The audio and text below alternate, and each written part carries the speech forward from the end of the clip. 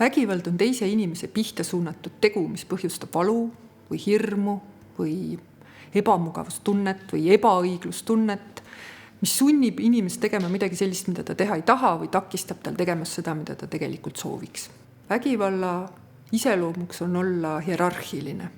See tähendab seda, et vägivaldses suhtes on alati sees võimu või mõjuvõimu komponent. Paradoksaalsel moel tõukub vägivald sageli jõuetusest. On see siis kogemuslik, füsioloogiline, emotsionaalne. Selle taga on tugevad tunded. Hirm, kartus kaotada midagi olulist, soov oma tahtmist iga hinna eest läbi suruda. Lisaks emotsionaalsele komponendile on vägivallal väga oluline ka mõistuspärane või ratsionaalne osa. See tähendab seda, et vägivallal on alati eesmärk ja inimene valib vahendid oma eesmärgi saavutamiseks, aja ja koha.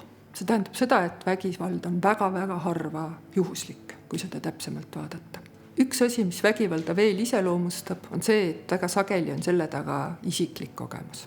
Niisiis on vaja selleks, et vägivalda peatada, kõige esmalt teadvustada seda, et tegemist on vägivallaga ja siis nimetada seda õige nimega, nii nagu see on vägivald.